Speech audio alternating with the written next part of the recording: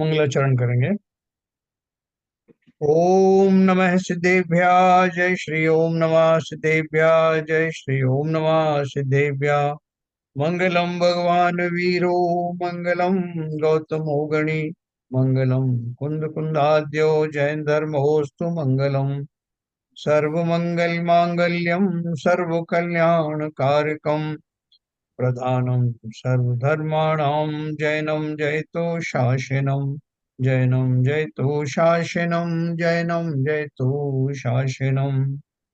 नमः समय साराय स्वानुभूत्या चकाशते चित स्वभावाय भावाय सर्वभावांतरच्छिदे। कुंद कुंदाचार्य द्वारा रचित समय सार ग्रंथ का स्वाध्याय चल रहा है, जिसकी हमने 71 गाथाएं पहले पूर्व में पढ़ चुके हैं। और अभी क्या 72वीं गाथा से शुरू करना है? आप लोगों को याद होगा कल बहन जी ने कहाँ छोड़ा था। हाँ, 72 से शुरू करिए सर। 71 कल हो गया है ओके। और उस पर काफी विवेचन भी हुआ, आप थे प्रेजेंट उसमें बाद। हाँ, देखिए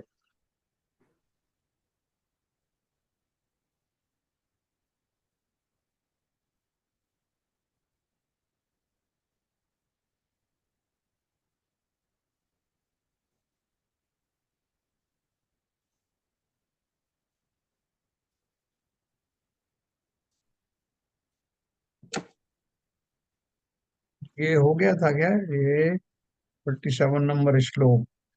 नहीं, वो नहीं हुआ था। नहीं नहीं। नहीं, ये तो सब मैंने ही पढ़ दिया था। जल में सेवाल सोमल है, ये हो गया था। आश्रमों का भेद ज्ञान है, सो अज्ञान है या ज्ञान है, ये हो गया होगा। हाँ, ये हो गया। आश्रम अशुचि है, जड़ है, ये सब तो मैंने कर दिया था। और क्रोध आदि का आपका वो चल रहा था विवरण। तो 73वीं गाथा भी कल हो गई होगी। हम्म। हम्म, आज अपन जो 74वीं गाथा पढ़ेंगे। 74वीं गाथा।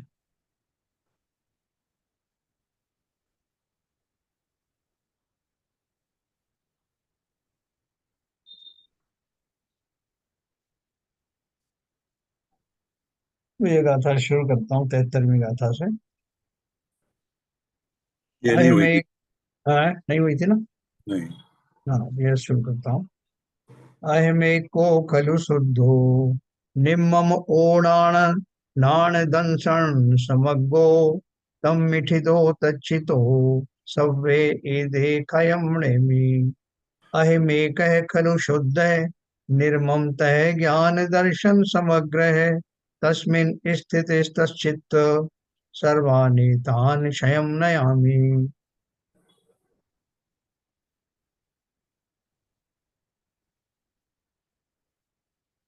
ज्ञानी विचार करता है, देखो गाथा है, मैं एक शुद्ध। प्रश्न करता है कि ये आत्मा किस विधि से आश्रमों से निवृत्त होता है, उसके उत्तर रूप ये गाथा आई है ना।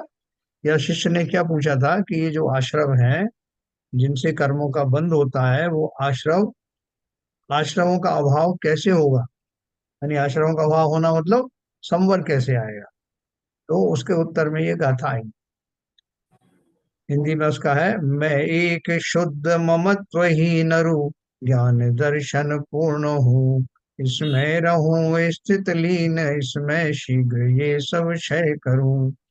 ज्ञानी विचार करता है कि मैं एक हूँ, शुद्ध हूँ, ममता रहित हूँ, ज्ञान दर्शन से पूर्ण हूँ, उस स्वभाव में रहता हुआ, उसमें लीन होता हुआ मैं इन क्रोधाधिक सर्व आश्रमों को क्षय को प्राप्त कराता हूँ। तो कल अपन ने जो बात करी थी, अपन ने इसके बारे में पहले भी कई बार पढ़ चुके हैं कि हमको क्या कंफ्यूजन होता है कि मात्र मिथ्यात्व से ही कर्म का बंध होता है, मिथ्यात्व से ही कर्मों का आश्रय होता है। तो इसलिए वो कल विपुल जी ने एक बात कही थी कि ये जब तक मेरी मान्यता खोटी है तब तक मेरा ये क्रोधादि आश्रमों का उदय होता रहता है या बंद होता रहता है। लेकिन अपन ये भूल गए कि जो आश्रम है उनके कितने सारे द्वार हैं, है ना, 57 भेद होते हैं। आश्रमों के 57 द्वार होते हैं जिनके माध्यम से आश्रम आते हैं। मैं आज आपको बताऊंगा कि ये जैन धर्म जानिए में आप देखेंगे 171 पेज पर भाव आश्रम के भेद दिए हैं। आश्रव तत्व और आश्रव तत्व में भावाश्रव, उसके कौन सा भेद पेज दिए। नंबर? 171 तत्वों के भेद के अंतर्गत आता है ये।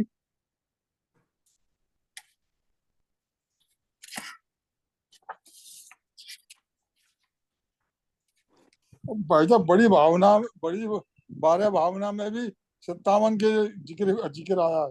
जी हाँ, जी हाँ, बहुत बढ़िया से ढंग से दिया उसमें, हाँ पद्य में दिया। हाँ हाँ हाँ, उसमें ही फिर बहुत क्लियर कर दिखा है। उसमें लिखा है, जो मोरी में डांट लगावत, है ना, हाँ हाँ हाँ, सब है ना। वो मैंने कई बार पढ़ा है, सुना है। बिल्कुल सही है। देखो क्या है, अपन बहुत सारी चीजें भूल जाते हैं, ये हमने कई बार इस बात को पढ़ा है कि सम्यक दर्शन होने के बाद भी बाकी की कषायें तो बनी रहती हैं। अनंतानुबंधी ही तो गई सम्यक दर्शन के बाद। तो अभी तो अप्रत्यक्षानावरणी, प्रत्यक्षानावरणी और संजुलन बाकी है। इसलिए कल जो अपन डिस्कस कर रहे थे कि ज्ञानी को भी क्रोध आता है ना, लेकिन उसका क्रोध किस प्रकार का होता है कि वो संसार बंध का कारण नहीं होता, संसार के बढ़ाने का कारण नहीं बनता, क्योंकि वो अनंतानुबंधी जाति का नहीं होता। लेकिन आता तो है। क्यों आता है? आता इसलिए है कि अभी वो कषाय बाकी हैं। तो वो कषाय अपन, मैं आपको इस शॉर्ट में इसलिए बता रहा हूँ आज, जिससे हमको उन कषायों का जो भूल भूल जाते हैं, पहले हम आगे आगे पढ़ते हैं, पीछे का भूलते जाते हैं। तो उससे थोड़ा अपन को आश्रमों का पता चलेगा कि ज्ञानी जिसे कह रहे हैं, ज्ञानी किसे कह रहे हैं, सम्यक दर्शन से ही ज्ञानी कहना शुरू होते हैं। तो उसमें भाव आश्रव के भेद आप पढ़ेंगे तो भाव आश्रव के मूल भेद 4 हैं और उपभेद 57 है ना। मूल भेद 4 तो वो होते हैं, पाप पुण्य, और जो पापाश्रव पुण्याश्रव के अलावा पाप, हाँ ये तो मैं आपको थोड़ा सा शॉर्ट में आज बताऊंगा। भावाश्रव के भेद क्या है? वैसे तो भाव आश्रव और द्रव्य आश्रव दो है ना, दो प्रकार से है। भाव आश्रव के मूल भेद 4 हैं और उपभेद 57 हैं, और इन 57 के द्वारा ही कर्मों का आश्रव होता है। इनका विवरण इस प्रकार से है। मिथ्यात्व के 5 हैं, अविरति के 12, कषाय के 25, योग के 15, इस प्रकार 57 होते हैं। मिथ्यात्व के 5 कैसे आते हैं? झूठे देव शास्त्र गुरु पर श्रद्धान करना मिथ्यात्व है। मिथ्यात्व की वजह से जीव में तरह तरह के भाव उत्पन्न होते हैं जो कर्म बंध के कारण है। मिथ्यात्व 5 प्रकार का होता है: एकांत, विपरीत, विनय, संशय और अज्ञान, है ना। ये एक सेकंड, हाँ, आलोचना पाठ में आता है, संशय विज्ञान अज्ञान विद पुनः के वश होए, योषति कीन, ऐसा कुछ आता है ना। तो देखो, ये एकांत, विपरीत, विनय, संशय और अज्ञान, ऐसे ये 5 भेद हैं जिनके कारण से मिथ्या इस तरह का होता है। जैसी वस्तु है उसको मैं बिल्कुल विपरीत जानूं, या एकांत से एक वस्तु का एक ही स्वभाव जानूं, तो ये सब एकांत हो गया, विपरीत हो गया। विनय में से कुविनय होता है, कुदेव कुगुरु कुशास्त्र की विनय आदि करना, संशय यानी शंका आदि करना जैन धर्म में, और अज्ञान, अज्ञान दशा जो है जिसमें कि हम किसी भी वस्तु के बारे में जानते ही नहीं, बड़ी भली बात। ऐसा इसमें और विस्तार से वर्णन दिया इसी किताब में 185 पेज पर, वो आप देख सकते हैं। फिर अविरति के 12 भेद हैं। अविरति कौन सी है? सम्यक दर्शन तो हो गया, मिथ्यात्व चला गया। तो मिथ्यात्व चला गया तो ये 5 जो हैं वो कारण तो निकल गए, लेकिन अभी बाकी के कारण विद्यमान हैं। अविरति किसे कहा? सम्यक दर्शन होने के बाद भी जो जीव ने अभी नियम पूर्वक संयम आदि धारण नहीं किए, उनके कारण से ये क्रोधादि कषाय फिर भी प्रवृत्त होते हैं। जैसे रामचंद्र जी थे ना, शायक सम्यक दृष्टि थे, तो उनको क्रोध आया कि नहीं? बहुत बार आया कि नहीं? उसके बाद कितने युद्ध आदि उन्होंने किए। हाँ, बिना क्रोध के तो युद्ध होता नहीं। तो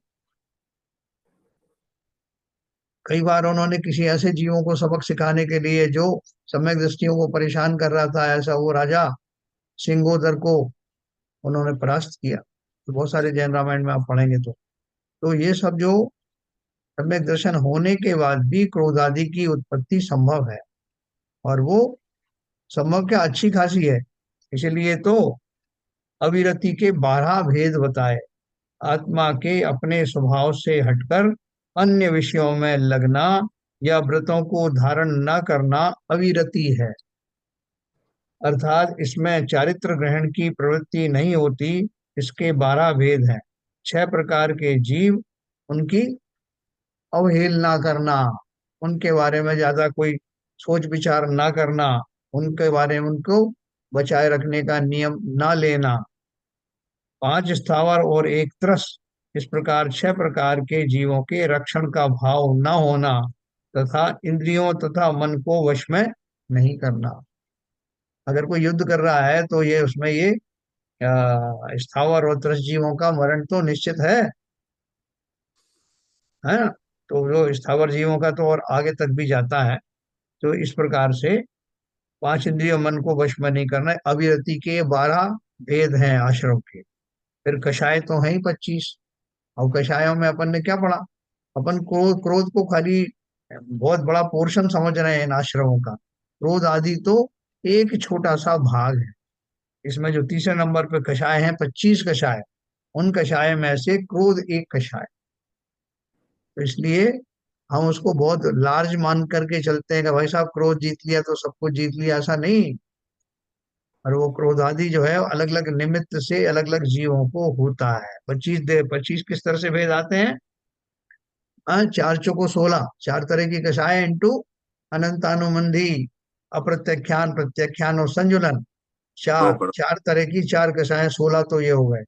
नौ और नौ नौ कर क्या है? नौ नौ क्या कर है? दो कर नौ का, 9 कषाय है ना। 9 कषाय जो हास्य रति अरति, ये सब जो है वो है 9 है कषाय में। हाँ, तो इस तरह से ये 25 जो आत्मा को कषे अर्थात दुख दे वह कषाय है। इसके 25 भेद होते हैं। प्रमाद भी कषाय में गर्भित हो जाता है ना। प्रमाद क्या है? प्रमाद को अपन दो तरह से मानते हैं। एक तो अपन साधारण जो अपने को आलस्य वगैरह आता है ना, कि कौन उठाए इस चीज को, ऐसे घसीट घसीट के निकाल लो, इधर से उधर कर लो। तो वो घसीटने में कितने जीव मरते हैं हमने जानते नहीं।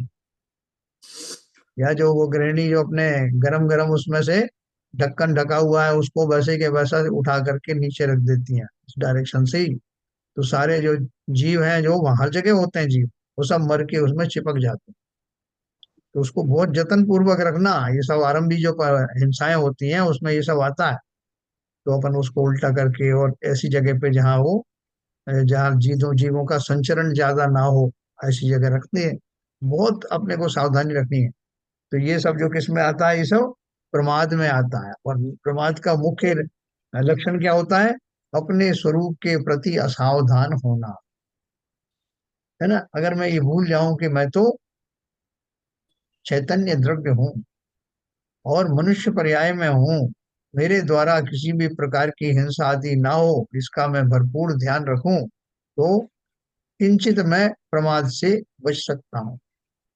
स्वरूप की सावधानी, वर्तमान भूमिका की सावधानी। मुनिराज जब आहार करते हैं तो बार बार अपनी वो मुद्राएं बदलते नहीं है। जहाँ खड़े हैं वहीं खड़े, चलते फिरते नहीं भोजन करते। अपन तो कितनी जगह वो साहब बुफे बुफे से हो रहा है, बुफे का प्रोग्राम है, तो वहां से एक स्टॉल से दूसरे स्टॉल पर भागा दौड़ी में लगे हुए हैं। किसी ने कहा सर तुमने वो छोड़ दिया कि वो खत्म होने वाला है, तो फिर भागे हैं। तो इतनी भाग दौड़ पूर्वक जो हमने भोजन उद्रस्त किया, उसमें कितना प्रमाद किया। और भी बहुत सारी तरह के प्रमाद करते हैं कि कौन उठे साहब, कौन देखे, अब कौन वहां से साफ सफाई करे, जो हो रहा है ठीक है। तो ये बाह्य जो है प्रमाद है, और आंतरिक प्रमाद है। इनके बहुत सारे भेद है, विस्तार से कभी अपन फिर से रिवाइज करेंगे, है ना। 395 पेज पर इसका दिया हुआ है। तो इस तरह से कषाय में ही वो गर्वित होता है, प्रमाद में। फिर योग, 15 तरह के योग हैं, है ना। सोचने, बोलने या अन्य शारीरिक क्रिया करने से हमारे शरीर में हलन चलन होता है। इससे हमारी आत्मा के प्रदेशों में भी हलन चलन होता है। यही योग कहलाता है। आत्मा में हलन चलन होने से ही कर्मों का आश्रव होता है। योग के 15 भेद हैं। विवरण 310 पेज पर देखिए।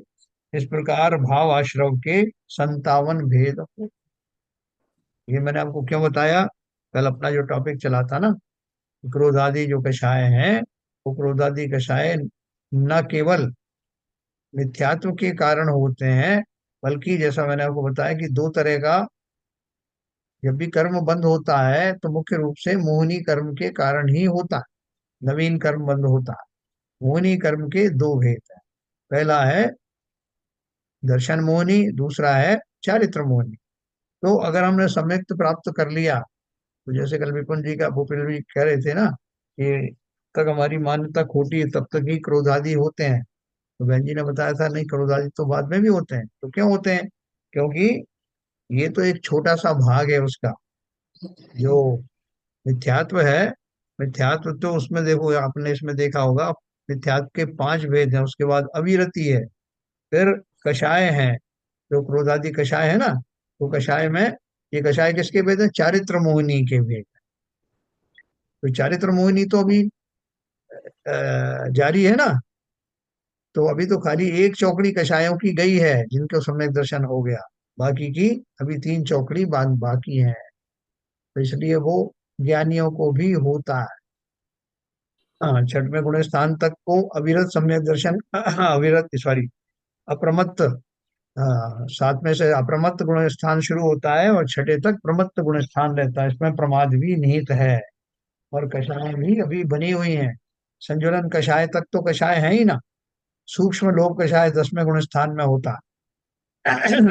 इसलिए कषायों का संग तो बहुत आगे तक जाता है।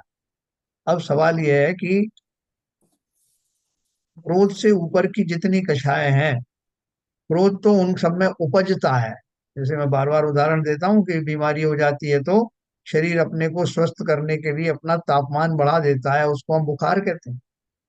तो ऐसे ही ये जो क्रोध है, ये तीनों कषायों के खंडित होने पर, तीनों कषायों की प्राप्ति में होने वाले पदार्थों के न मिल पाने के फलस्वरूप जीव को क्रोध आता है। मेरा मान भंग हो जाए तो क्रोध आएगा, लोभ कषाय नहीं हुई पूरी तो वो क्रोध आएगा, हाँ। और मेरी मायाचारी पकड़ी जाए तो क्रोध आएगा। क्रोध कभी अकारण नहीं आता, और कभी क्रोध बिना बात के भी नहीं आता। तो साहब वो सामने कोई था ही नहीं, तो मैंने सोचा कि आज ये दीवार के ऊपर क्रोध निकाल दूं, तो ऐसे निकाल नहीं सकते। तो जब तक आप उस संबंधी कोई चिंतन ना करें, तब तक क्रोध आता नहीं। और क्रोध के बहुत सारे रूप होते हैं, जैसे कि खेद, वो भी क्रोध है ना, बड़बड़ाना या फ्रस्ट्रेशन होना, ये सब क्रोध के ही रूप हैं। ईर्ष्या आदि होना, वो भी एक तरह से क्रोध ही है। या दूसरे जीवों की हिंसा करने का भाव आना, वो भी क्रोध ही है। क्योंकि मैं अपने परिणामों से डेविएट होकर के, जब भी मैं अपने स्वभाव में स्थिर नहीं रह पाता किन्हीं कारणों से, तो वो वास्तव में विभाव परिणति जो है इन कषायों की जनक होती है। वही हिंसा भी है, वही क्रोध आदि। अपन बार बार कहते हैं ना कि इस जीव को सबसे ज्यादा क्रोध जो है स्वयं के प्रति होता है। बोले कैसे होता है? हम तो अपने आप को बहुत प्यार करते हैं। बोले अगर प्यार करते हो तो देह से करते हो, अपने आत्म स्वभाव से, आत्म स्वरूप से जो मैं हूं, उससे प्यार करूं तो कल्याण ना हो जाए। तो कैसे क्रोध करता हूं मैं? तो अपन ने बताया, 10 लक्षण पूजन में भी आता है, अपन उस टाइम में ये बात करते हैं कि जब कोई हमें आदमी अच्छा नहीं लगता, तो हम क्या कहते हैं कि भैया इसको, इससे मैं बचना चाहता, अवॉइड करता हूँ। और अगर मान लो सामने ही आ गया और मैं थोड़ा शक्तिशाली हूं, तो बोलता हूँ कि मेरे सामने से चले जाओ, मैं तुम्हें देखना भी नहीं चाहता, तुम्हारी शक्ल नहीं देखना चाहता। चिंतन तो बहुत दूर की बात। ऐसा ही बर्ताव मेरा स्वयं के प्रति है। मैं अपने आप को देखना नहीं चाहता, मैं अपने स्वरूप को देखना ही नहीं चाहता। ये अनंत क्रोध नहीं तो क्या है? हमारा कोई मित्र होता है, पत्नी आदि होती है, तो एक दूसरे को देखने के लिए लालायित रहते हैं, बहुत दिन से साहब देखा नहीं। तो कभी अपने स्वभाव के प्रति ऐसा भाव आया क्या कि मैंने साहब बहुत दिन से अपने स्वभाव के दर्शन नहीं किए?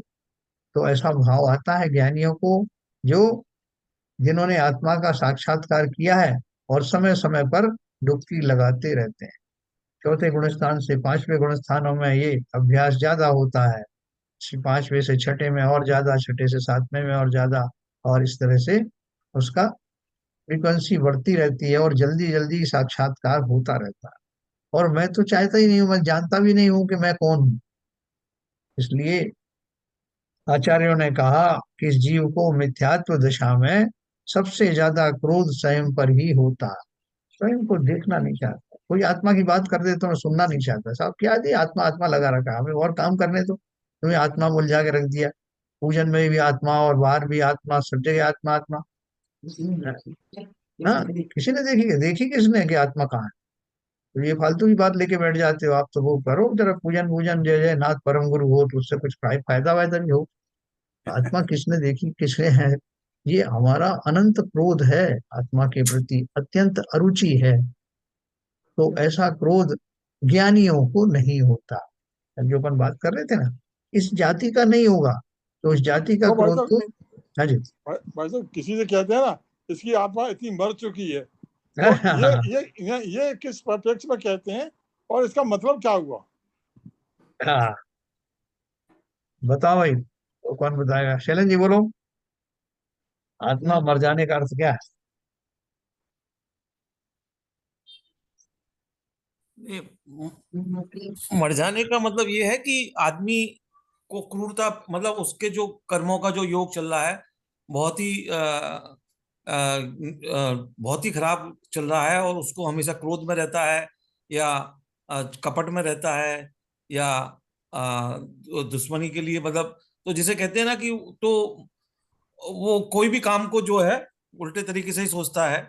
कोई भी, तो वो उसको हम बोलते हैं कि भाई इसकी आदमी की आत्मा मतलब मर गई, इसके अंदर कोई भी, मतलब जिसे कहते संतान वो बच, जिसे कहते हैं ना सद्बुद्धि या वो कॉमननेस, बिल्कुल भी कुछ भी बची नहीं है, विवेक शून्य हो गया। विवेक तब शून्य हो ऐसा गया। है, ऐसा है, हाँ। जब मोहिनी कर्म का प्रकोप चलता है, जिसमें दर्शन मोहिनी चातुर मोहिनी दोनों का आवरण रहता है, तो कर्मों का जो उदय होगा, उससे वो सोच भी नहीं पाएगा, कि उसका विवेक ही काम नहीं करेगा। जहाँ विवेक शून्य हो जाता है, वहीं उस कहते हैं कि इसकी आत्मा मर चुकी है। बराबर। विवेक शून्यता की स्थिति या संवेदनशीलता का की अनुपस्थिति, संवेदनहीन हो जाना। कहते साहब इसकी तो आत्मा ही मर गई, इतना झूठ बोल रहा है, ये कहाँ जाएगा मर करके, समझ में नहीं आता, इसका विवेक कहाँ चला गया। इसको कोई आत्मा मर गई का मतलब क्या, विवेक शून्य हो गया, इसका जो ना सामान्य भाव है ना वो उसके चला गया। हाँ, करुणा है, ना उसके भाव में करुणा है, ना संबंध उसके दया है, संवेदनशीलता चली गई, दया बिल्कुल। है, ना उसके बाद में हाँ संवेदनशीलता, जो आपने सही शब्द बोला, हाँ हाँ संवेदनशीलता, हाँ। ना विवेक, इनसेंसिटिविटी, इनसेंसिटिविटी जो होती सेंसिटिविटी। है ना। ठीक है बाबू जी। देखो, सही है, सही है। बात यह है कि मतलब आत्मा मर गई, अपन ये सब जानते हैं आत्मा मरने का अर्थ क्या है, क्योंकि आत्मा को हम संवेदनशीलता से जोड़ते हैं, विवेक से जोड़ते हैं कि साहब थोड़ा तो अपना विवेक रखो, थोड़ा तो आत्मा की आवाज सुनो। तो आत्मा की आवाज तो हमें आई नहीं साहब आज तक। बोले कैसे आएगी? कषायों की कोलाहल के बीच में उस संवेदनशील आत्मा की आवाज जो निरंतर ही आती रहती है, जो इंडिकेशन आते रहते हैं, वो सुनने के समझने की फुर्सत किसे है? पहली बार कोई मर्डर करता है तो उसका साहस होता नहीं वो करने का, तो इसलिए उसको मदिरा पान कराते हैं, जिससे उसका विवेक मर जाए, जिससे सोचने समझने की शक्ति शून्य हो जाए, जिससे उसमें क्रूरता उत्पन्न हो जाए। वो सब कराने के बाद वो इस तरह की कार्रवाई करता है। आत्मा की आवाज तो तब भी आई थी, मगर दबा दी गई। तो इसलिए बहुत ध्यान से समझना, ये जो हमारा प्रमाद है, प्रमाद भी लगभग उसी श्रेणी में आता है, जिसके कारण मैं विवेक शून्य हो जाता हूँ। और विवेक ना होने से कितनी कितनी मैं ऐसी धार्मिक अनुष्ठान जान करके जो क्रियाएं करता हूँ, आरंभवादी में तो बहुत करता ही हूँ, भोजन बनाना, ये करना, धन द्रव्य कमाना, इन सब चीजों में तो होती ही बहुत सारी हिंसा है, उसमें भी बहुत सारी जगह मैं उनसे बच सकता हूँ, थोड़ा सा विवेकवान रहूं तो। उसके अतिरिक्त धार्मिक क्रियाओं में होने वाली हिंसाएं, वो तो कहाँ लेके जाएंगी। अन्य क्षेत्रों कुते कृत पापम धर्म क्षेत्रे विनश्यति, धर्म क्षेत्रे कृतो पापम वज्रलेपो भवन्ति। है ना, अपन ने दूसरी जगह पाप किए तो भगवान से आके क्षमा मांग लेते हैं, मंदिर में आकर क्षमा मांग लेते हैं, लेकिन मंदिर में ही किए गए जो पाप हैं, प्रमाद आदि हैं, उनसे कैसे बचोगे। तो भाई साहब कौन करे, अब जो जैसा हो रहा है, खींचतान करके चौकी घसीट दी। वो पीसी कम पीसी से क्यों मार्जन करते हैं महाराज कि साहब, अभी भी तो साफ किया, आप क्या वो पीसी लगा रहे हो। क्योंकि प्रत्येक पल जीवों की उत्पत्ति होती है, हर जगह होती है, प्रतिमाओं के ऊपर भी होती है। अपन अपना बस चले तो हम 10 बार जो है प्रतिमा का प्रक्षालन कर दें, क्योंकि एक बार में बहुत सारा पुण्य बंद होता है। वही कपड़ा लेके खड़े रहना चाहिए हमको, है कि इधर एक निपटा, दूसरे ने आग बचा के फिर रगड़ दिया। दीपक जलाओ तो एक आध लाख जलाओ, इससे ज्यादा जीव कैसे मरे। जो भी क्रियाएं करनी है, चौकी खसी घसीट दो, लोग वाग जो है बैठे हो खूब जोर जोर से तालियां बजाओ, किसी को डिस्टर्ब हो या ना हो। ये सारी जो क्रियाएं मैं करता हूँ धर्म के नाम पर, ये घोर पाप का बंद कराती, क्योंकि धर्म के मार्ग में हो रही है, इसलिए इनके लिए रोका गया है। आप बोलो साहब दीपक जलाने में क्या अर्ज है, गैस भी तो जलाता हूँ 50 बार, तो एक दीपक जला दिया तो आपको इतनी मुश्किल लग रही है। भैया मार्ग कौन सा है। यूं तो मैं नमस्कार राजा को भी करता हूँ, एक सरपंच को भी करता हूँ, लेकिन धर्म मार्ग में आने वाले उन साधुओं को विशेष रूप से, जिनमें वो गुण है, उन्हीं का सेवन करता हूँ। तो धर्म मार्ग में विशेष सावधान रहने की आवश्यकता है, वरना ये सब प्रमाद के दोष, हिंसा के दोष है ना। तीरथ चाले दो जन, चित चंचल मन चोर, एक ही पाप ना उतरया और 10 मन लाए, और वो 10 मन ऐसे ही आता एक बार और है इस कहना चाह दुनिया। रहा था मैं। जी। तो ये जो आत्मा मर गई है जो बोलते हैं हम जैसे कभी यदि किसी को हम सोचें कि कोई अपराधी है या कोई ऐसा जो बहुत वो है, तो हम बोलते हैं उसकी आत्मा मर गई है। लेकिन जहां उनको भान ही नहीं है कि उनकी आत्मा क्या है, क्योंकि वो ऐसे नीच कुल में जन्म लिया, या वहां पर शराब बनाने का काम था, या वहां पर मतलब वहां पर इतनी दिक्कतें थी लड़ने मरने का, जैसे नरकीय जीवन जिसको बोलते हैं हाँ ना, हाँ। जहां पर झग्गी झोपड़ी में वहां पर आपको हर मिनट लाइन में लगना पड़ता है, हर चीज के लिए करना पड़ता है वहां वो। तो वहां तो आप, लेकिन वहां स्वाभाविक होना पॉसिबल है। लेकिन जहाँ सब सुविधा है, सब पढ़ाई की हुई है हमने, सब अच्छे बुरे का हमको ज्ञान है, और हमको मतलब हर चीज का हमको मालूम है कि क्या अच्छा है क्या बुरा है, क्या करुणा है और क्या है, लेकिन उसके बावजूद भी हम स्वार्थ में अंधे होके, और जब हम कोई ऐसा कार्य करते हैं जो बहुत अन, अन, वो, मतलब अनैतिक होता है, तब उसको बोला जाए कि इसकी आत्मा मर गई है। क्योंकि जिसमें भान है कि आत्मा होने का भान हो, वो उसकी आत्मा मरती है।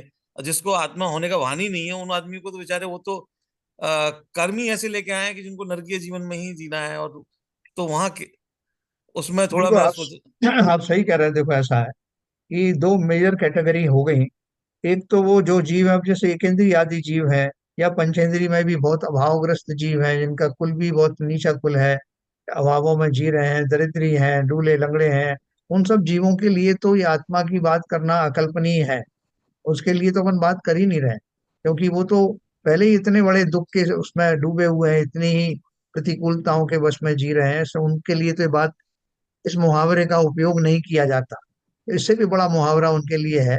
ये मुहावरा तो उन पर यूज किया जाता है जो ज्ञानवान है, जो पढ़े लिखे हैं, बुद्धिमान हैं, विवेकवान हैं, लेकिन फिर भी विवेक का उपयोग नहीं करते हैं और अनैतिक कार्य करते हैं, उनके लिए ये मुहावरा लागू किया जाता है।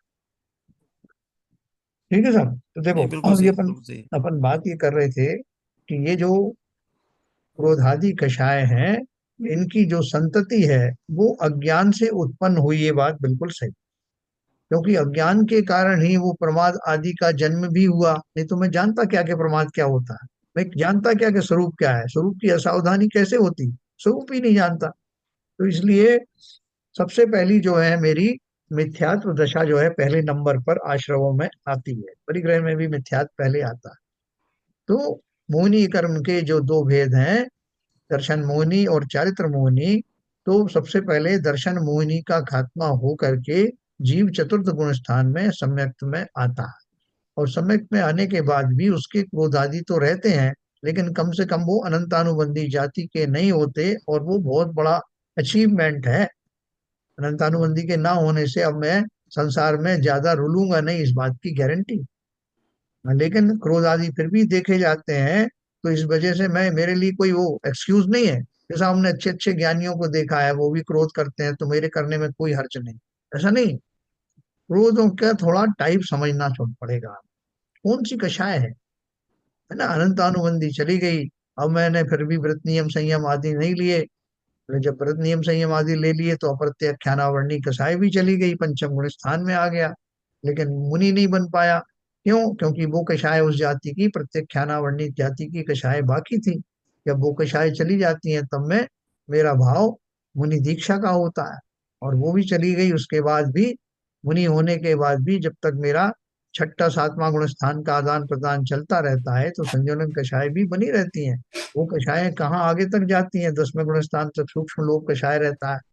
तो इसलिए वो कषाय तो किसी न किसी रूप में बनी रहती है। कालांतर में क्रोध मान में, मान माया में, माया लोभ में, ऐसे कन्वर्ट होते होते 10वें गुण स्थान में सूक्ष्म लोभ कषाय के रूप में जाकर निर्जरित होती हैं। ये जब अपन सब ये पढ़ेंगे, जब करणान योग विस्तार से, तो मैं आपको उसको अच्छे से समझाऊंगा, घुमट सार आदि जब ग्रंथ पढ़ेंगे। तो अभी फिलहाल इतना समझना कि कल विनोद विपुल जी ने कहा, वो भी बात सही है कि मेरा मेजर पोर्शन तो इस मिथ्यात्व के कारण से होता है। मेरा मेजर क्रोध आदि जो होते हैं वो, और कैसे क्रोध आदि कषाय की जो पत्थर की लकीर के तरह से है। एक बार क्रोध आ गया तो उससे कषाय बंद और बैर आदि बन जाते हैं। इस तरह की जो कषाय है वो, जब तक मैं मिथ्यात्व में रहता हूँ तब तक उस तरह से बनता रहता है। और उनके कारण भी मैं जानता हूँ कि मैंने जो चार कषाय बताई एक दूसरे के कारण होते रहते हैं। लेकिन जब मैं सम्यक दृष्टि हो जाता हूँ, ज्ञानी हो जाता हूँ, तो क्रोधादि कषाय तो फिर भी जीवित रहती हैं, लेकिन उनका वो रूप वो नहीं होता। तो हम उनसे कंपेयर नहीं कर सकते कि साहब जैसा उनका क्रोध वैसा मेरा क्रोध। नहीं, हमारा क्रोध बहुत खतरनाक है, इसलिए हमें एक्स्ट्रा सावधान रहने की जरूरत है। अनंतानुबंधी कषाय जागृत होने से उसके उदय में किए जाने वाले क्रोधादि परिणाम फिर से उसी जाति के अनंतानुबंधी कषायों को जन्म देते हैं। इसलिए मुझे बहुत एक्स्ट्रा कॉशियस रहना पड़ेगा। नहीं तो आप सम्यक दर्शन ले आओ, फिर आपसे नहीं कहेंगे। तो जैसे आप सम्यक दर्शन इतना आसान होता तो ले आते ना, वो ही लाना है। वो लाने के बाद बेफिक्र हो जाना कि अब जो है अब होगा जो देखा जाए। बोले आपने बहुत मुश्किल काम बता दिया और बोल रहे इतनी आसानी से बोल रहे हो कि वो ले आओ तो हो जाएगा। तो बिल्कुल है। एक बार अगर वो आ गया तो फिर आपको, अभी इसलिए हमारी जिम्मेदारी बहुत ज्यादा है। जब तक मेरा सामने वो अनंतानुबंधी जो है कषायें चल रही हैं, जब तक मिथ्यात्व दशा है तब तक मुझे एक्स्ट्रा केयरफुल रहना पड़ेगा। तो इसलिए निकल करके जल्दी से जल्दी इसमें आ जाओ। बोले कि भाई साहब दो ही तरह के लोग होते हैं, या तो पुलिस होती है या प्रजा होती है। तो वो पुलिस तो सबको पकड़ती रहती है, तो मैं क्या करूं? बोले जल्दी से पुलिस में भर्ती हो जाओ। बोले कौन सी पुलिस में भर्ती होऊंगा? ट्रैफिक पुलिस में हो जाऊं कि ये जो दूसरी वाली पुलिस में हो जाऊं, या इनकम टैक्स वाली में हो जाऊं? बोले किसी में भी हो जाओ, कम से कम उस कैटेगरी में पहले तो चले जाओ, फिर वहां जा करके सुधार करते रहना। फिर ऐसी पुलिस बनना जो अपने ही विषयों में अपनी असावधानी को पकड़ने में कामयाब हो जाए, ऐसी पुलिस बनना। अभी तो मैं नॉर्मल पर जाऊं, मेरी कषाय दूसरे पकड़ पकड़ के बताते हैं कि अरे आप क्रोधी बहुत हो साहब, आपको बोलना नहीं आता साहब। और मैं सब, मुझे और गुस्सा आता है कोई मेरी कमजोरी बता दे तो क्या करना। अभी आज बोल रहे थे प्रमाण सागर जी कि दूसरे की तो प्रशंसा करना और अपनी निंदा सुनना है आसान है क्या? ये बहुत मुश्किल काम है। लेकिन मुश्किल ही को तो हमको सरल बनाना है, इसके लिए तो ये प्रयास चल रहा है। तो देखो, अब वो ज्ञानी जो है ये क्रोधादि कषायों में के बारे में सोचता रहता है। लेकिन अगर ज्ञानी को की चिंतन होगा तो वो क्रोधादि कषायों के आने पर भी उन कषायों को अपना स्वभाव नहीं मानेगा। क्रोधादि कषाय मेरे नहीं, ऐसा चिंतन करेगा तो किस आधार पे करेगा? उसके पास चलो बेसिस क्या है? बेसिस ये है कि ये क्रोधादि परिणाम मेरे नहीं, ये मेरे स्वभाव नहीं। तो मेरा स्वभाव क्या है? ये स्वभाव जब उन्होंने पूछा, अपना स्वभाव जानने भर से, उसका आलम्बन करने मात्र से कषायें छूटने लगती हैं। ये उसने पूछा चेले ने कि मुझे एक तरीका बताओ कि कैसे ये कषायें छूटेंगी। तो उन्होंने उसका जवाब दिया, है ना।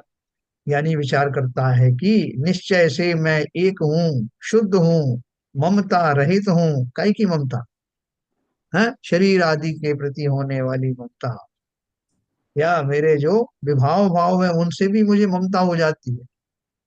ज्ञान दर्शन से पूर्ण हूँ, उस स्वभाव में रहता हुआ, उसमें लीन होता हुआ मैं इन क्रोधाधिक सर्व आश्रवों को क्षय को प्राप्त कराता हूँ। क्षय कैसे होगा? कि बोले आपको कर्मों में कोई तलवार नहीं चलानी है, आपको तो अपने भावों पर कंट्रोल रखना है। अपने आप ही आश्रव आना बंद हो जाएंगे। है ना? नाव में होने वाले छेद के माध्यम से जल बाहर अंदर आ रहा था, तो मैं क्या जल को जाके रोकूं क्या? जल से विनती करूं कि भैया इस नाव में मत घुसना, इसमें एक छेद है, मुझ पर दया करो। तो जल थोड़ी मानेगा।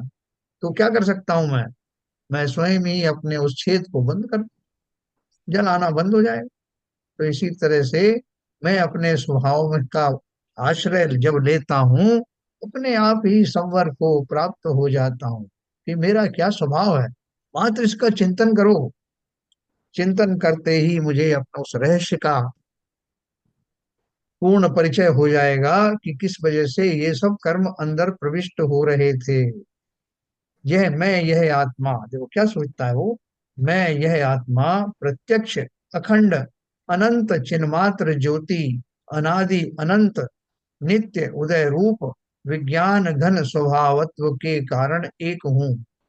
कर्ता कर्म करण संप्रदान अपादान और अधिकरण स्वरूप सर्व कारकों के समूह की क्रिया से पार को प्राप्त जो निर्मल अनुभूति, उस अनुभूति मात्र पने से शुद्ध हूँ।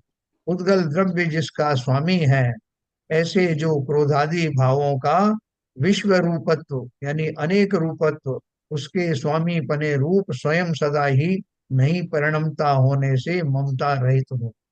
क्या बताया उन्होंने? आत्मा कैसी है? ये तो अपन ने भी कई बार पढ़ा। आत्मा प्रत्यक्ष अखंड अनंत चिन्मात्र ज्योति है ना। ये सब मैं जानता हूँ, लेकिन मैं एक चीज नहीं जानता। कर्ता कर्म करण संप्रदान क्या है? कर्ता किसे करते हैं? कर्ता ने कर्म को करण से संप्रदान के लिए अपादान में, और क्या है? उपादान से संबंध कारक। हाँ, अधिकरण स्वरूप अधिकरण नहीं देता। मैं पेपर वरना ये सब पढ़े ना। तो इन सब से रहितता होने पर मुझे ये बात ध्यान आती कि कर्ता किसे कहते हैं। कर्ता किसे कहते हैं सब लोग जानते हो। कर्ता ने कर्म को, उसके लक्षण क्या है? कर्ता ही कर्म को करता है। और मेरा मेरा कर्तापना क्या है? मैं क्या कर सकता हूँ? बताओ चलन जी, मैं क्या कर सकता हूँ? मैं लोगों को मार सकता हूँ, पीट सकता हूँ, खाना खा सकता हूँ, ये सब मेरे कार्य हैं क्या? नहीं, ये कैसे कार्य हो सकते हैं? अरे यार, मैं तो अपन रोज तो बोलते हैं कि मैं अभी अभी खाना खा के आया हूँ साहब, अभी मैं सोने जा रहा हूँ, तो ये सब काम मेरा है ना। मैंने उनको बहुत सुनाया साहब, ये सब मेरे कार्य नहीं है। ये तो व्यवहार के कारण है, बाकी तो आ, ये तो स्वभाव, मेरा तो स्वभाव ऐसा है ही नहीं, आत्मा का स्वभाव ऐसा थोड़ी है। ये तो मेरा पर्याय में, इस पर्याय में, मनुष्य पर्याय में आने के बाद में जो मेरे को जीव को संसार में रहने के लिए जो कार्य करने पड़ते हैं, उनकी जो, उसके लिए मैं ये सब मेरा तेरा और ये थोड़ा प्रपंच और वो सब खुशामद, गुस्सा, वो सब करता रहता हूँ। यदि क्योंकि मेरे को ऐसा लगता है कि मेरे जो पर्याय है अभी, उसको हम्म। संसार में सुख है और इसमें अपने को जम के रहना है, तो ये सारे कार्य करने पड़ेंगे मेरे को। तो सरिता जी बताओ, ये काम कौन करता है? खाना खाना, भोजन करना, नहाना धोना, लोगों को मारना पीटना, गुस्सा करना, ये सब कौन करता है? मैं नहीं करता तो कौन करता है? समझ गए।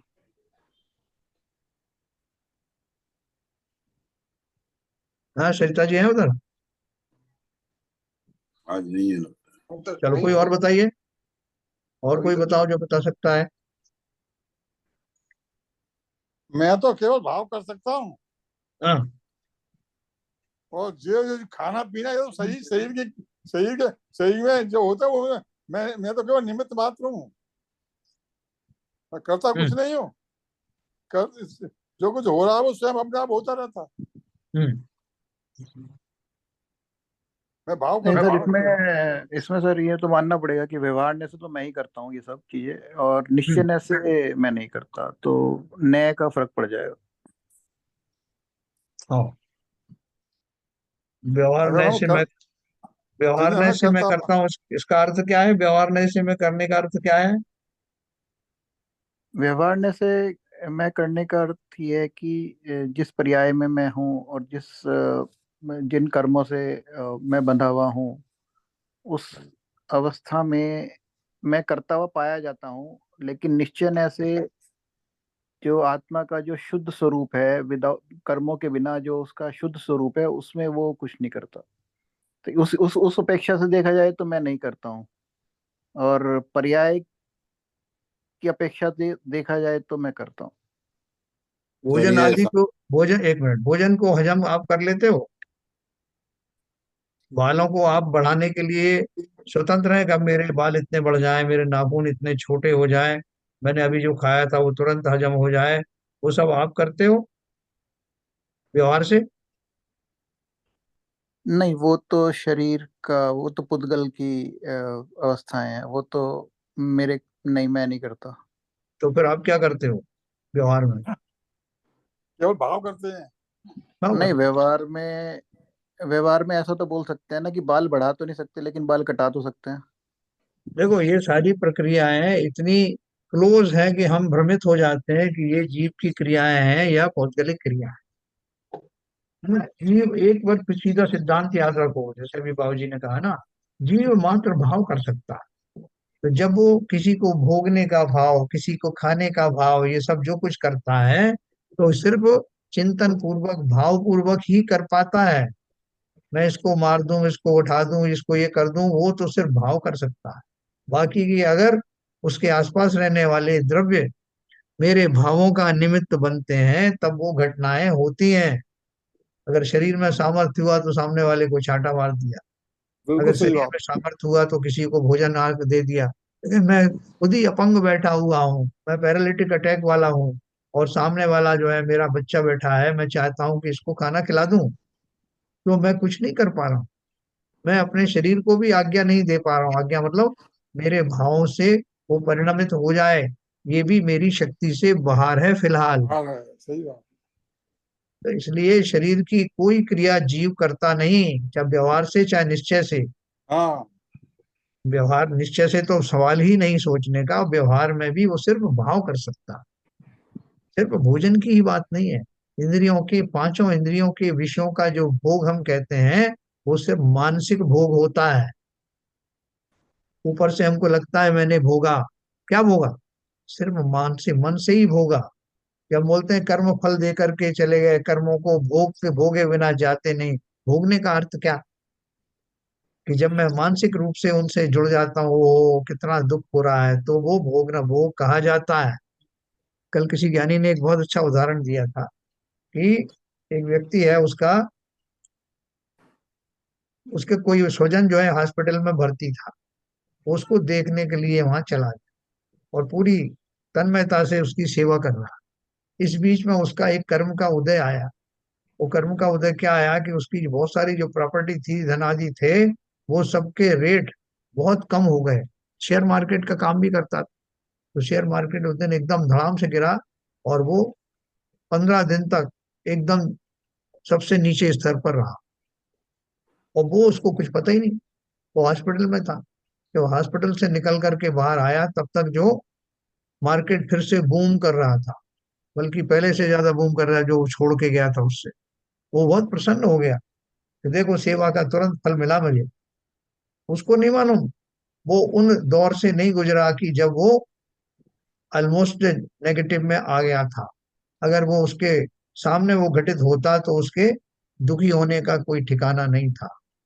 तो वो कर्म उसने भोगा ही नहीं जो उदय में आया, और वो उतने काल तक रहा, और वो फिर गया तब तक दूसरा कर्म उदय में आया। ऐसी बहुत सारी घटनाएं होती रहती हैं जीवन में, और हम भोगना के अर्थ कुछ और समझ।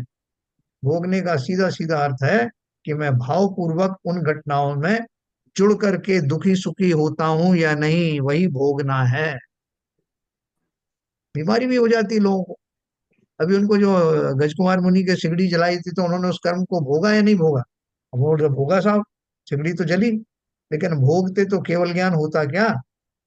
वहाँ भोगने का अर्थ हम मात्र इतना लगा लेते हैं कि उनकी शरीर की दशा वैसी हुई, लेकिन उस दशा से अगर वो रंजायमान होते तो कहा जाता कि उन्हें बहुत भोगा साहब। और नहीं सर, ऐसे जो भोग। जो विपुल जी ने बोला, हाँ।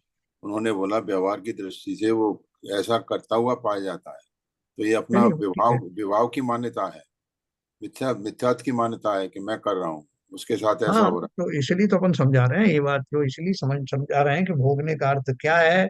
और ये सब जो हम जो मानते हैं ना, तो मानने सीधा एक लाइन मान के चलो, तो कभी हमें भ्रम होगा ही नहीं कि जीव जीव सिवाय भाव करने के कुछ नहीं कर है, कुछ सकता। नहीं कर चाहे सकता। वो व्यवहार से कहो चाहे निश्चय से कहो। Yeah. ठीक है ना? इतना फर्क जरूर पड़ेगा निश्चय में और व्यवहार में, कि निश्चय से तो जीव स्वभाव का ही चिंतन करता है ना? और व्यवहार में बहुत सारे विभाव भावों का चिंतन आदि करता है, भोगों के प्रति उसकी आसक्ति होती है, उनका चिंतन करता है, वो सब करता है। लेकिन जब भी करेगा, भावों का खेल है सारा। आत्मा और कोई दूसरे द्रव्य का काम, पुद्गल आदि का कार्य कभी भी नहीं कर सकता। नहीं साहब, संसारी अवस्था में तो कर सकता है, और मुक्त अवस्था नहीं। संसारी अवस्था में भी नहीं करता। ये मेरा भ्रम हो जाता कि मैंने भोजन किया, मैंने इनको ठीक किया, मैंने अपने शरीर को ठीक कर लिया, मैं अपनी हेल्थ के प्रति बहुत सावधान हूँ, तभी तो मैं ठीक हूँ साहब। इतना ही बहुत सावधान होने के बाद भी लोगों को आपने रोगी होते हुए देखा होगा। आपने लोगों को मरते हुए भी देखा होगा कि साहब मैंने बहुत अच्छा अपना हेल्थ रखी हुई है, अब मरण के ऊपर मेरा साहब वो नहीं चला बस। बाकी तो जिंदगी भर मैंने स्वस्थ जो है देह को अपना अभ्यास करता रहा, इसलिए मैं स्वस्थ रहा। है ना? तो ये सब जो अनजाने में ही इस तरह का करतापना मैं ओढ़ लेता हूँ। ये निमित्त निमित्तिक संबंध अवश्य है, लेकिन कर्ता कर्म संबंध नहीं होते। कि जिस समय मेरे मन में ऐसा भाव आया कि मैं एक्सरसाइज करूं, ये कुछ करूं जिससे मैं हेल्दी रहूं, जरूरी नहीं सबको वो एक्सरसाइज भी सूट करेगी। उनको मौका ही नहीं मिलेगा हो सकता है कि वो करने का, जैसा आप सोच रहा था, लेकिन ये हो गया वो हो गया। लेकिन जो कर भी पाते हैं, उनका निमित्त निमित्तिक संबंध यही होता है कि उस जीव को उतने उतने काल तक रोग आदि का उदय होना नहीं था, और उसके न होने में निमित्त उसकी वो एक्सरसाइज भी बननी थी। तो ये सब ऐसा कोइंसाइड होता है, सिंक्रोनाइज होता है। उसमें अपना ये मानना कि मैंने एक्सरसाइज कर ली थी इसलिए मैं ठीक रहा, दूसरे ने नहीं कर पाई, वो ठीक नहीं रहा। अच्छे अच्छे जो है योगासन करने वाले हार्ट अटैक के पेशेंट हो गए, और दूसरों ने कभी नहीं किया, वो कभी नहीं हुए। तो लेकिन इसलिए मैं ये सब निमित्त निमित्तिक संबंध होते हैं, इनको कर्ता कर्म मत मानना। यही इस गाथा में। स्वामी बना तो देता हूँ सब, मैं अपने भावों ये का जिस तरह के जो भाव करता हूँ उनका स्वामी तो मैं ही बनता हूँ। भावों का स्वामी बनता, बिल्कुल सही है, भावों का तो हुई है, भावों का ही खेल है। तो जब बोल रहे हैं कि जब आपको चिंतन ही करना है, क्योंकि चिंतन किए बिना तो जीव रहेगा नहीं, है ना? कोई पास न रहने पर भी जन मन मौन नहीं होता, आप ही की सुनता वो आप ही से कहता। तो मैं क्या करूं? मेरा तो स्वभाव ही भावपूर्ण है, तो क्या करूं? तो उन्होंने बोला कि तुम ये करो, ये चिंतन करो, मैं ये आत्मा प्रत्यक्ष अखंड अनंत चिन्ह मात्र ज्योति अनादि अनंत नित्य उदय रूप विज्ञान घन स्वभावत्व के कारण एक हूँ। कर्ता कर्म करण संप्रदान सर्व कारकों के समूह की प्रक्रिया से पार को प्राप्त जो निर्मल अनुभूति, उस अनुभूति मात्र पने से शुद्ध हूँ। उद्गल द्रव्य जिसका स्वामी है, ऐसे जो क्रोधादि भावों का, ये ध्यान से सुनना, पुद्गल द्रव्य जिसका स्वामी, किसका स्वामी है पुद्गल द्रव्य? कषायों का या विभाव भावों का, विभाव परिणामों का। ऐसे जो क्रोधादि भावों का विश्व रूपत्व है, विषयों के कर्म परमाणु होते हैं कि नहीं, तो क्रोधादि के भी परमाणु हैं, तो वो क्या है, पौद्गलिक हैं। उसके स्वामी पने रूप स्वयं सदा ही नहीं परिणमता होने से ममता रहित हो। किसको ममत्व मानूं? जो क्रोधादि भाव हैं वो भी पुद्गल से निर्मित हैं, शरीर भी पुद्गल से निर्मित है, वो मेरे है नहीं, तो उनमें कैसी ममता करना है, ममत्व भाव कैसे रखना। चिन्ह मात्र ज्योति का, आत्मा का वस्तु स्वभाव से ही सामान्य और विशेष से परिपूर्णता होने से कैसा है, मेरी आत्मा का जो स्वभाव है सामान्य और विशेष दोनों प्रकार से मैं अपने स्वभाव में ही रहता हूँ। सामान्य कैसा, अभी मैं जो कुछ करता हुआ पर्याय में पाया जाता हूँ उसमें भी मेरी चैतन्यता ही जुड़ी रहती है। जड़ द्रव्य क्या भाव करेगा, मुझे जो खाने पीने का भी जो भाव आता है, कुछ करने का भाव आता है, तो वो चैतन्यता पूर्वक ही तो होता है, कोई पुद्गल तो सोच के बता दे। और विशेष जब मैं अपने स्वामी चिंतन में लगता हूँ तब मैं विशेष रूप से अपने स्वभाव में स्थित होता हूँ। मैं ज्ञान दर्शन से परिपूर्ण, है ना, चिन्मात्र ज्योति का वस्तु स्वभाव से ही सामान्य और विशेष से परिपूर्णता होने से मैं ज्ञान दर्शन से परिपूर्ण हूँ। ऐसा मैं आकाशादि द्रव्य की भांति पारमार्थिक वस्तु विशेष हूँ। अभी मुझे कंपेयर तो करना ही है ना किसी चीज से, तो साहब कोई चीज तो बताओ जिससे मैं तुलना करूं। तो उन्होंने एक वस्तु बता दी कि जिस तरह पुद्गल के अतिरिक्त और जितने द्रव्य हैं वो नोबल द्रव्य हैं। कैसे हैं कि जो किसी से जुड़े हुए नहीं हैं, बस लोगों का सब अपने आप ही उनके निमित्त बनते रहते हैं। ऐसा मैं आकाश आदि द्रव्य की भांति पारमार्थिक वस्तु विशेष हूँ। मैं भी किसी को से जुड़ा हुआ नहीं हूँ। जैसे धर्म अधर्म आकाश और काल है, वैसा ही मैं भी हूँ। मैं भी अमूर्तिक हूँ, मैं भी किसी से स्वभाव रूप से जुड़ने वाला नहीं हूँ। मैं तो मूर्ख बन गया था, इसलिए मैंने अपना भावों से उन वस्तुओं में जुड़ाव कर लिया, उसका दंड भुगत रहा हूँ। क्योंकि मैं जैसा सोचता हूँ वैसा ही प्रकृति मुझे दे देती है, तथास्तु कह देती है। जो एक इंद्रिय आदि में बना, वो भी मैंने उस तरह के जो भाव किए, उन सब भावों का जो पैकेज बना, तो रिजल्ट आया कि एक इंद्रिय बनूंगा, बन गया। एक बार ऐसा कुछ और सोचा साहब तो मैं चार इंद्रिय बन गया। एक बार मैंने बहुत मायाचारी पूर्वक भाव किए, तो जिस पर्याय में वो मायाचारी वाले जीव रहते हैं वो जीव बन गया है, तेन चादी में चला गया। इसलिए मैं अब समस्त परद्रव्य प्रवृत्ति से निवृत्ति द्वारा इस आत्म स्वभाव में निश्चल रहता हुआ, समस्त परद्रव्य के निमित्त से विशेष रूप चेतन में होती हुई चंचल कल्लोलों के निरोध से इसको ही, यानी इस चैतन्य स्वरूप को ही अनुभव करता हुआ अपने अज्ञान से आत्मा में उत्पन्न होते हुए जो यह क्रोधाधिक भाव हैं उन सबका क्षय करता हूं। ऐसा आत्मा में निश्चय करके जिसने बहुत समय से पकड़े हुए जहाज को छोड़ दिया, ऐसे समुद्र के भंवर की भांति जिसने सर्व विकल्पों को शीघ्र ही वमन कर दिया है, ऐसे निर्विकल्प अचलित निर्मल आत्मा का अवलंबन करता हुआ विज्ञान घन होता हुआ यह आत्मा आश्रमों से निवृत्त होता। ये क्रोधादि की जो भंवरें हैं, वैसे समुद्र में वो भंवर आती है ना, उस भंवर में कोई जहाज फंस जाए तो वो जहाज घूमता ही रहेगा, उससे निकल नहीं पाएगा। उसमें बैठे हुए प्राणी बहुत परेशान, कब छूटूंगा, कब इससे निकलूंगा। लेकिन जैसे ही वो भंवर शांत होता है, जहाज छूट जाता है। इसी तरह से मैं भी क्रोधादि कषायों की भंवरों में गोते खाता रहता हूँ। उन गोतों से, उन भंवरों से मुझे कौन बचाने वाला है? उनसे बचने वाला मैं स्वयं ही हूँ। और अपनी सामर्थ्य का चिंतन करते रहने से वो क्रोधादि रूपी भंवरें शांत हो जाती। कोई किसी का कुछ नहीं करता। ये सब जैसे वो स्वभाव रूप से अपने आप ही वो भंवरें शांत होती हैं और जहाज मुक्त हो जाता है। ठीक इसी प्रकार से जीव जब अपने स्वभाव की ओर एकाग्र होता है तो उसके ये, जब स्वभाव की ओर एकाग्र होगा तो वो ये भी जानेगा कि क्रोधादि स्वभावी मैं नहीं हूँ। ये सब कषाएं मेरी किन्हीं मेरे खोटे चिंतन या कर्म के वजह से आ जरूर गई हैं, लेकिन मैं क्रोधी हूं नहीं, क्रोधादि मेरा स्वभाव है नहीं।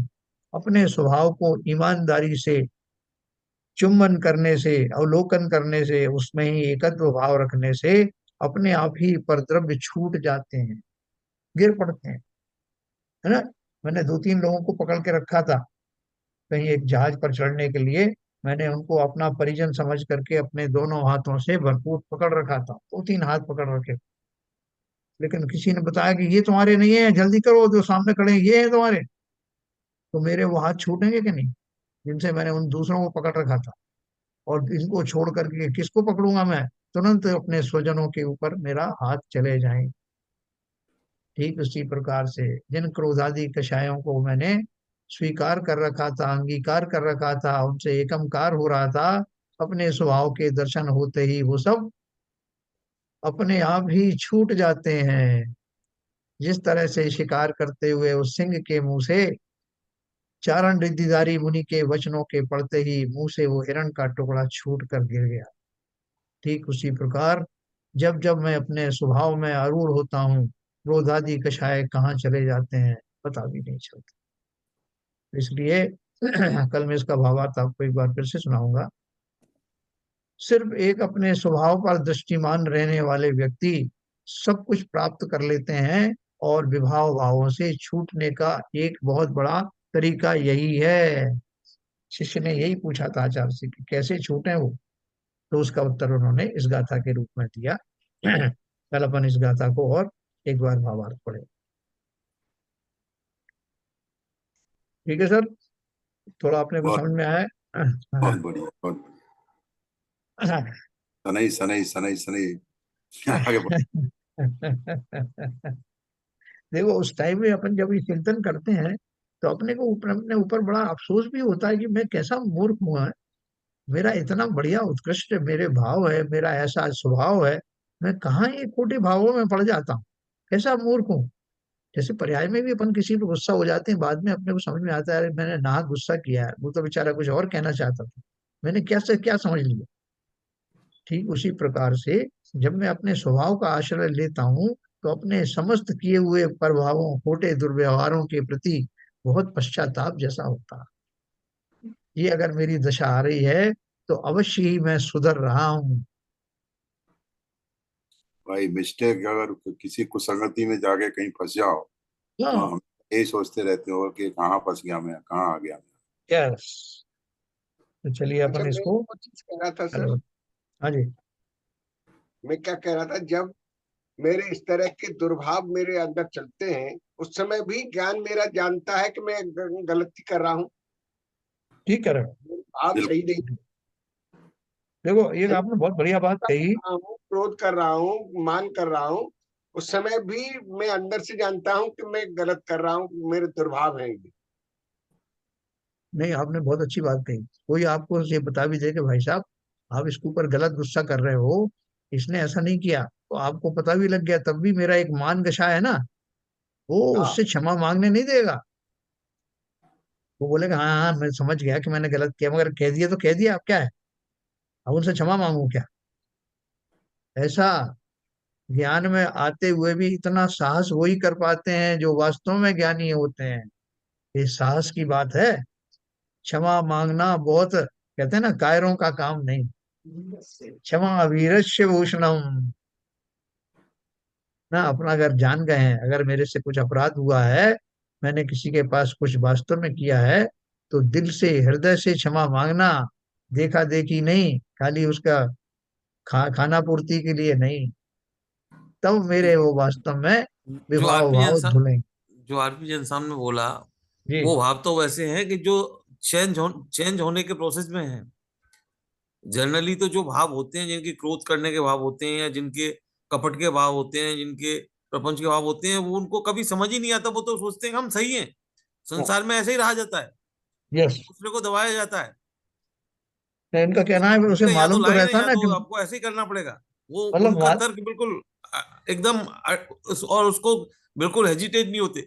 यदि हमारे अंदर से भाव ये आ रहे हैं कि हम गलत हैं, गलत कर रहे हैं, चूंकि मैं ये मेरा बच्चा है या मेरा वो, इसलिए मैं कर रहा हूँ, लेकिन ये गलत कर रहा हूँ, तो वो भाव तो मतलब एक तरीके से पक्षाताप के बात है। और हो सकता है कि वो आदमी चेंज हो आगे चल के, कुछ परिस्थिति बस वो ले रहा हो वो डिसीजन। देखिए, देखो। जब तक तो सब सम्यक दृष्टि नहीं होगा, ये इस तरह के भाव आना बहुत मुश्किल है। क्योंकि वो जैसे आपने कहा ना कि जैसे ही वो करेगा, कोई दूसरा भी अगर उसको टोकेगा, कहेगा कि तुम गलत कर रहे हो, तो मान कसाया आगे खड़ा हो जाएगा, अरे मैंने क्या गलत किया है, उसने ही तो मेरे को उकसाया था। भले ही अंदर जाता हो, भले ही वो प्रायश्चित करे, मगर वो बात अपनी बात तो सही बोलेगा, मैंने जो किया है, क्रोध किया है, वो सही किया है। देखो, हरभजन साहब ने एक जो बात कही, बेसिक बात ये कही कि जब मैं मुझे क्रोध आदि होते हैं तो मैं जानता हूँ, मेरे ज्ञान में आता है कि मैं क्या कर रहा हूँ। लेकिन वो ज्ञान में आने का और उसका जो रिएक्शन है वो अलग अलग स्तरों पर होता यस, है ना। वो जो बात सही व्यक्ति, है। हाँ, जो व्यक्ति निरंतर ये करते रहते हैं, बिना सोचे समझे करते हैं, तो उनको ज्ञान में तो है, लेकिन उनको ये भी नहीं पता कि उनके ज्ञान में है। यस, वही मैं तो लेकिन हाँ, लेकिन जो ये बेसिकली असावधानी जो होती है अपने प्रति, अपने स्वभाव के प्रति। बिल्कुल, तभी तो वो कहते हैं ना, जो गाली देने की जिन्हें आदत है उनसे कहोगे आप बहुत गाली बहुत देते हो, तो फिर से गाली दे के बोलेंगे किसने कहा, तुम किस मूर्ख ने कहा कि मैंने गाली दी। तो वो उनके उसमें ही चला जाता है, एक स्वभाव जैसा बन जाता क्या कलाम हो जाता है सर। है। हाँ, तो चलिए, बहुत बढ़िया है ये। कम से कम देखो, इस बहाने से हम अपने जो स्वभाव में आने वाली जो विपरीतताएं हैं, खोटी जो हमारी दशाएं हैं, उनसे उनका हम कम से कम पुनर्विचार कर पाते हैं कि हाँ, ऐसे भाव मेरे भी होते हैं। और ये बहुत बड़ा अचीवमेंट है। जब कभी हम अपने हृदय तक पहुंच जाते हैं तो वो हमारे सारे विभाव भाव पिघलने लगते हैं कि मैं अपनी ही दशा के बारे में चिंतन कर रहा हूँ। आज मुझे पता लग रहा है कि मैं कैसे कैसे विभावों में से होकर गुजरता हूँ। तो चलिए, ये वाणी स्तुति करेंगे संजय प्रकाश। तेरी वीण वाणी जग कल्याणी, जग जन मद तमे मोहे हरि। जन मन हारी गण हरे हारी, जम जरा भव रोगे हरि।